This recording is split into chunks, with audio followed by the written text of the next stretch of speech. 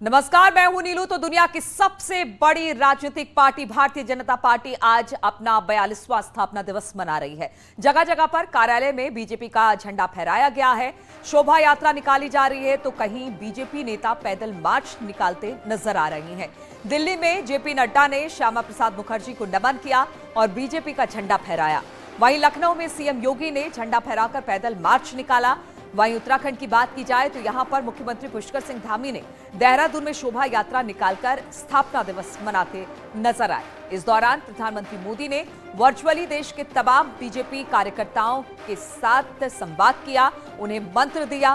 दिल्ली में जहां तमाम कैबिनेट मंत्री मोदी को सुनते नजर आए, वहीं लखनऊ में सीएम योगी समेत तमाम बीजेपी नेता और उत्तर प्रदेश सरकार के मंत्रियों ने प्रधानमंत्री का संबोधन सुना।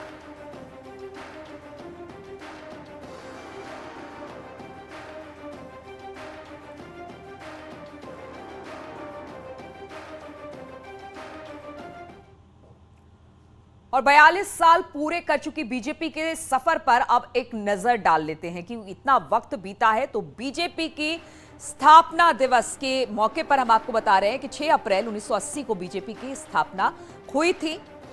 पहले भारतीय जनसंघ था नाम इसका, उसके बाद बदलकर बीजेपी रखा गया। भारतीय जनसंघ की स्थापना साल 1951 में की गई थी। श्यामा प्रसाद मुखर्जी ने किया था जनसंघ की स्थापना।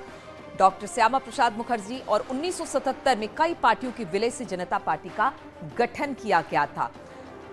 1980 में बीजेपी अलग दल बनी, यानी इससे पहले वो कई सारी पार्टियां एक थी। बाद में 1980 में बीजेपी अलग हुई। आज बीजेपी दुनिया की सबसे बड़ी पार्टी बनकर उभरी है। तो जिस तरह से लगातार हम कह रहे हैं कि बीजेपी के स्थापना दिवस पर प्रधानमंत्री मोदी ने बीजेपी कार्यकर्ताओं को संदेश देते विरोधियों पर निशाना भी साधा। उन्होंने कहा कि अभी भी देश में दो तरह की राजनीति चल रही है, एक राष्ट्रभक्ति है तो दूसरी परिवार भक्ति। परिवारवादी एक दूसरे के करप्शन को ढककर रखते हैं। अभी भी देश में दो तरह की राजनीति चल रही है। एक राजनीति है परिवार भक्ति की और दूसरी है राष्ट्रभक्ति की। केंद्रीय स्तर पर अलग अलग राज्यों में हमारे यहां कुछ राजनीतिक दल है जो सिर्फ और सिर्फ अपने अपने परिवार के हितों के लिए काम करते हैं। परिवारवादी सरकारों में परिवार के सदस्यों का स्थानीय निकाय से लेकर संसद तक में दबदबा रहता है। ये लोग भले ही अलग अलग राज्यों में हो, लेकिन परिवारवाद के तार से जुड़े रहते हैं। एक दूसरे के भ्रष्टाचार को ढककर रखते हैं। बीते दशकों में इस वजह से देश का बहुत बड़ा नुकसान हुआ है और आज हमें गर्व होना चाहिए कि आज भाजपा ही इकलौती पार्टी है जो इस चुनौती से देश को सजग कर रही है, सतर्क कर रही है। पहली बार भाजपा ने ही इसके खिलाफ बोलना शुरू किया और इसे चुनावी मुद्दा भी बनाया। और प्रधानमंत्री मोदी ने 4 राज्यों में बीजेपी की हुई जीत को लेकर भी कार्यकर्ताओं और नेता को बधाई दी। उन्होंने कहा कि कुछ हफ्ते पहले 4 राज्यों में बीजेपी की डबल इंजन की सरकार सत्ता में वापस लौटी। 3 दशकों के बाद राज्यसभा में किसी पार्टी की संख्या 100 पहुंच गई है। इस बार का स्थापना दिवस 3 वजहों से बहुत महत्वपूर्ण हो गया है। कुछ सप्ताह पहले 4 राज्यों में भाजपा की डबल इंजन की सरकारें वापस लौटी है। 3 दशकों के बाद राज्यसभा में किसी पार्टी के सदस्यों की संख्या 100 तक पहुंची है। यानी वैश्विक दृष्टिकोण से देखें या राष्ट्रीय दृष्टिकोण से देखें, भाजपा का दायित्व भाजपा के प्रत्येक कार्यकर्ता का दायित्व लगातार बढ़ रहा है।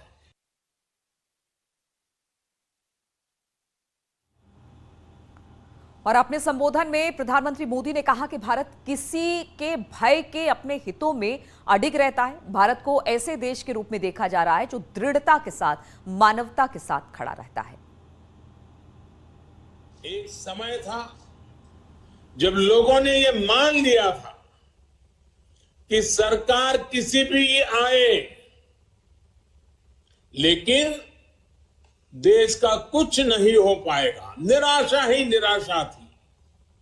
आज देश का एक एक जन गर्व से यह कह रहा है कि देश बदल रहा है, तेजी से आगे बढ़ रहा है। आज दुनिया के सामने एक ऐसा भारत है जो बिना किसी डर या दबाव के अपने हितों के लिए अड़िग रहता है।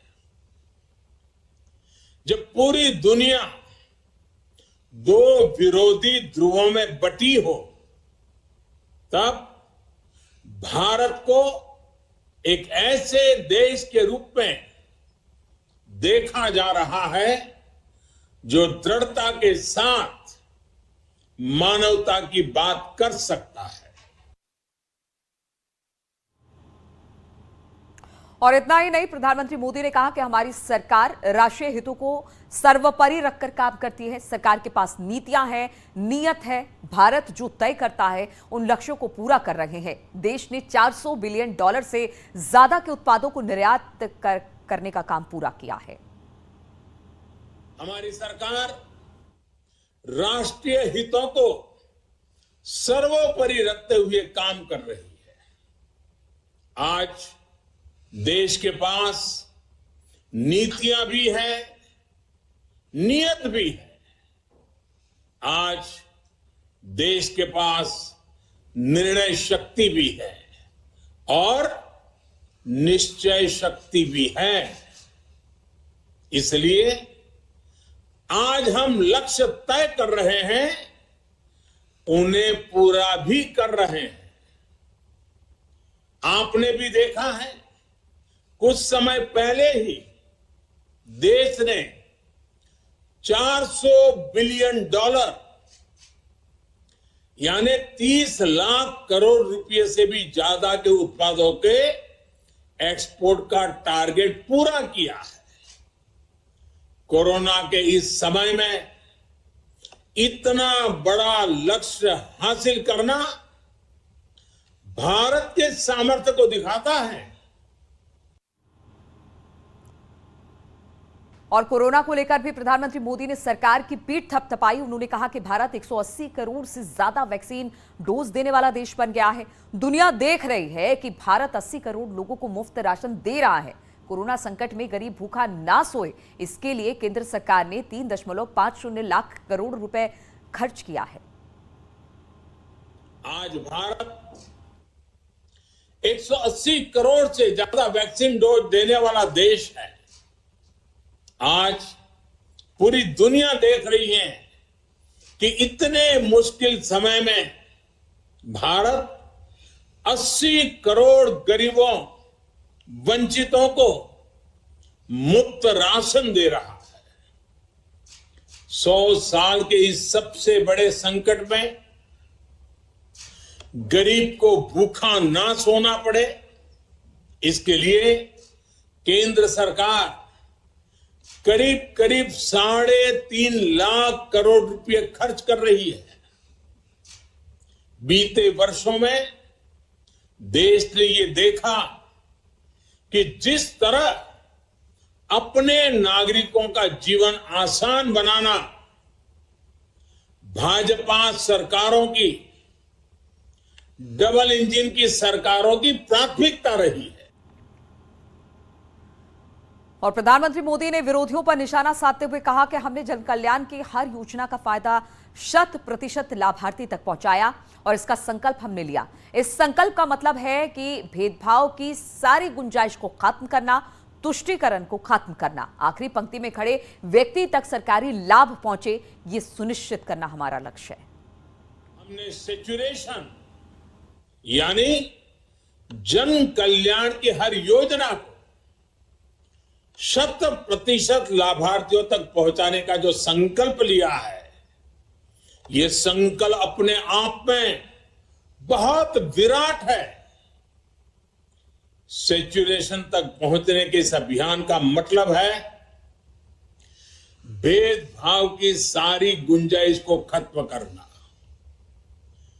तुष्टीकरण की आशंकाओं को समाप्त करना, स्वार्थ के आधार पर लाभ पहुंचाने की प्रवृत्ति को खत्म करना और समाज की आखिरी पंक्ति में खड़े आखिरी व्यक्ति तक सरकारी लाभ पहुंचे, ये सुनिश्चित करना। यही तो है सबका साथ सबका विकास। और प्रधानमंत्री मोदी ने कहा कि कुछ राजनीतिक दलों ने दशकों तक वोट बैंक की राजनीति की, कुछ लोगों को ही फायदे पहुंचाए। भेदभाव और भ्रष्टाचार वोट बैंक की राजनीति का साइड इफेक्ट था। बीजेपी ने वोट बैंक की राजनीति का नुकसान लोगों को समझाने में सफल रही है। हमारे देश में दशकों तक कुछ राजनीतिक दलों ने सिर्फ वोट बैंक की राजनीति की। कुछ लोगों को ही वायदे करो, ज्यादातर लोगों को तरसा कर रखो। भेदभाव, भ्रष्टाचार, ये सब वोट बैंक की राजनीति का साइड इफेक्ट था। लेकिन भाजपा ने इस वोट बैंक की राजनीति को ना सिर्फ टक्कर दी है, बल्कि इसके नुकसान देशवासियों को समझाने में भी सफल रही है। भाजपा की नेक नियत, नेक इरादों से किए जा रहे कार्य, उसे इसलिए जनता से भरपूर आशीर्वाद मिल रहा है। और प्रधानमंत्री मोदी ने अपने संबोधन में देश की महिलाओं की जमकर तारीफ की कि उन्होंने कहा कि जिस तरह महिलाएं बीजेपी के पक्ष में खड़ी हुई हैं, यह अपने आप में नए युग की ताकत का प्रतिबिंब है। पिछले कुछ चुनावों में बीजेपी का विजय तिलक करने में महिलाएं आगे रही हैं। जिस तरह महिलाएं भाजपा के पक्ष में मजबूती से खड़ी हुई है, वो अपने आप में एक नए युग की ताकत का प्रतिबिंब है। पिछले कई चुनावों में हमने लगातार देखा है, भाजपा का विजय तिलक करने के लिए सबसे आगे हमारी माताएं बहनें आती है। ये केवल एक चुनावी घटना भर नहीं है, एक ऐसा सामाजिक और राष्ट्रीय जागरण है जिसका इतिहास में विश्लेषण किया जाएगा। देश ने महिलाओं को नए अधिकार दिए, सुशासन और कड़े कानूनों से उनमें सुरक्षा का भाव पैदा किया। और विरोधियों पर हमला करते हुए कहा कि परिवारवादी दल लोकतांत्रिक मूल्यों की धज्जियां उड़ा रहे हैं, लेकिन बीजेपी के कार्यकर्ता लोकतंत्र को बचाने के लिए लगातार संघर्षरत हैं, जिसमें कुछ कार्यकर्ताओं को बलिदान तक देना पड़ा। बीजेपी हर शहीद कार्यकर्ता के साथ खड़ी है। लोकतंत्र के साथ खिलवाड़ करने वाली ये पार्टियां संविधान और संवैधानिक व्यवस्थाओं को भी कुछ नहीं समझती। ऐसी पार्टियों से आज भी हमारे कार्यकर्ता अन्याय, अत्याचार और हिंसा के खिलाफ लोकतांत्रिक मूल्यों के साथ लड़ रहे हैं। इनमें से कई कार्यकर्ताओं को अपना बलिदान तक देना पड़ा है। हम सब हमारे इन कार्यकर्ताओं के परिवारों की पीड़ा में शामिल है। मैं सभी कार्यकर्ताओं को विश्वास दिलाता हूं कि भाजपा ऐसे राज्यों में लोकतांत्रिक मूल्यों की फिर से स्थापना करने के लिए निरंतर संघर्ष करती रहेगी। और दिल्ली के बीजेपी पार्टी ऑफिस में जेपी नड्डा ने श्यामा प्रसाद मुखर्जी, दीनदयाल को नमन किया। पार्टी ऑफिस में बीजेपी का झंडा फहराया और शोभा यात्रा भी निकाली। स्थापना दिवस पर जेपी नड्डा ने कहा कि बीजेपी ही ऐसी पार्टी है जहां पर परिवारवाद नहीं है। पहले बीजेपी की छवि राष्ट्रवादी पार्टी की थी, अब राष्ट्रवादी के साथ साथ गरीब, पिछड़े, दलित के हितों की बात करने वाली पार्टी बीजेपी बन गई है।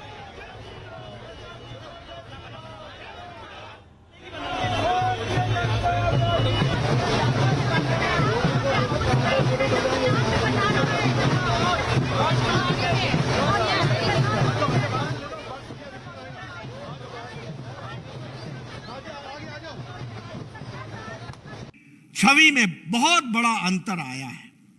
अब भारतीय जनता पार्टी राष्ट्रीयता से ओतप्रोत तो थी, यह तो हमारा था ही विचार, लेकिन अब पार्टी की छवि यह गरीबों की पार्टी है।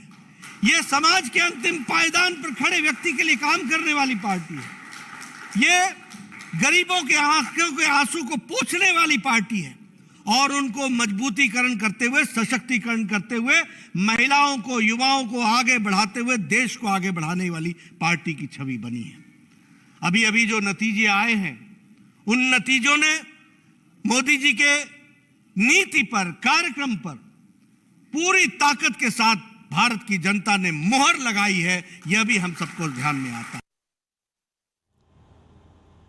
और बीजेपी के स्थापना दिवस पर लखनऊ में भी भव्य कार्यक्रम का आयोजन किया गया। सीएम योगी ने पार्टी कार्यालय पर बीजेपी का झंडा फहराया, इसके बाद पैदल मार्च ही निकले। इस दौरान सीएम योगी ने प्रधानमंत्री मोदी का संबोधन भी सुना। सीएम योगी ने कहा कि बीजेपी एक ऐसा राजनीतिक दल है जो राष्ट्र के हित की बात पहले करता है और दल के हित की बात बाद में। प्रधानमंत्री मोदी के नेतृत्व में बीजेपी जिस तरह से देश भर में छाई, उसकी दुनिया भर में चर्चा है।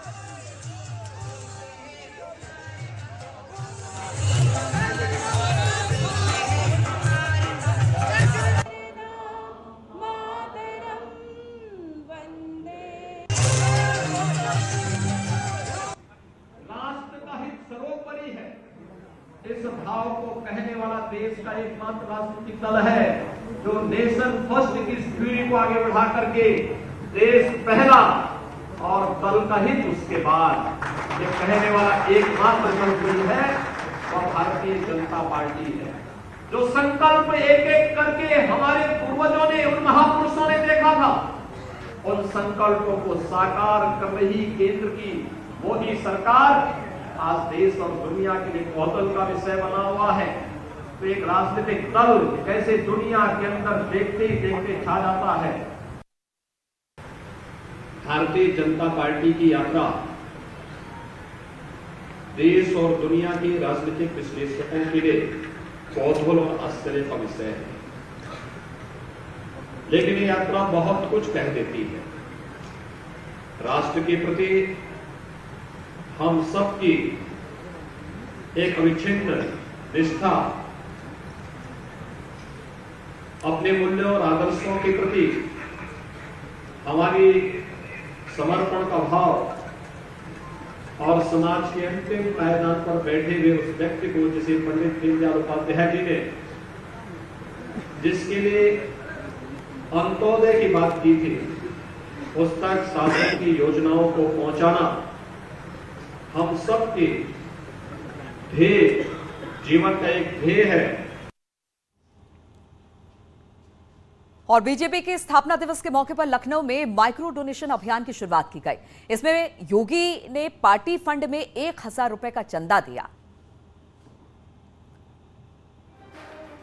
तो स्थापना दिवस के मौके पर लखनऊ में माइक्रो डोनेशन अभियान की शुरुआत की गई, जिसमें सीएम योगी ने भी पार्टी फंड में चंदा दिया। इसकी रकम 1000 रुपए थी।